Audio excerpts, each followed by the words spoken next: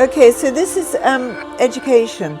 In the little comment that the Duke of Wellington was purported to give to my mother, and he was talking about soldiers of his time who were a rabble pulled off the street. And people had no education in those days, whereas we have tremendous opportunities given to us, some of which is not taken any people don't take any, people bunk off schools and things and don't really make the most of it. But we do have, most of us are fairly well educated, I think particularly in this country. Anyway, so this was February 1976, education.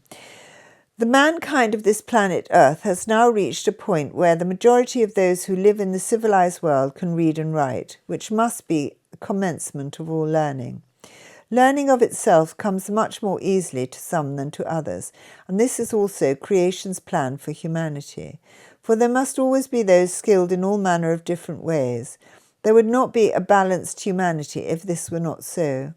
Gifts of all kinds in science, art, calculation, people engaged in all forms of artistry and in all manner of different things in the form of building and woodwork and many, many others. These are all creation's gifts, and usually these gifts show themselves in the aptitudes of children at quite an early age, many of whom know what they are destined to do when only quite small. This, of course, is not always so, and there are many others whose development is much slower, and they may reach middle age or late middle age before they discover where their own gifts lie and set about making a use of them. The progression of this humanity and any other must depend on the knowledge, understanding, and education of its people. Without this, there must be ignorance and the stupidity that follows at all levels. Many of those in the civilized world are wise and forward-thinking, and they understand perfectly well the pitfalls of an ignorant nation and try to oppose those whose ideas can only prevent any real progress for humanity in general. Too much time is wasted in the precious formative years of many intelligent and gifted children who must, by order and decree of their school or college, become proficient in many subjects in which they have no interest or ability. This can only prevent them from real progress in their own fields, and in all too many cases renders them proficient at nothing, frustrated and to all intents and purposes failures. The folly of this too general education in all the countries of the civilized parts of the world is obvious to any who care to make an intelligent study of the subject. There should be only one subject of general supreme importance, and this is language, and at least the language of origin, and if possible even more, time and opportunity permitting. For without any reading or writing there can be no understanding and no communication. For in a peaceful and progressive world, communication is of the utmost importance. So it would be preferable for those who have brilliance in science that they should devote their energies to whichever branch of that science they know within themselves to be their greatest gift, and so on with all the gifts bestowed on mankind for its advancement.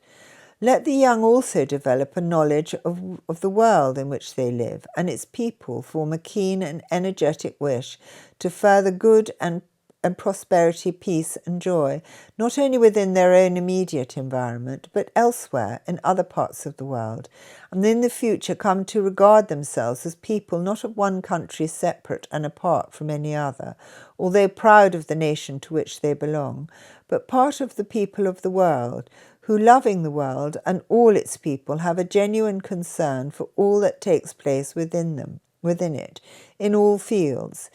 In this way, there will rise up a generation of those who are not wasteful of the world's resources, careless of its beauty, heedless of its poverty, wherever that may be, wanton in their attitude to the way in which creation has formed both them and others like them.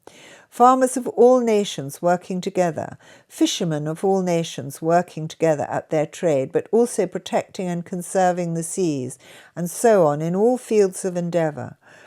There you have the seeds of progression, a progression of peoples who, with wisdom both physical and spiritual, healthy both in mind and body, will move forward with eager enthusiasm to create a better, richer and happier place for all those living physical lives within this planet to live in.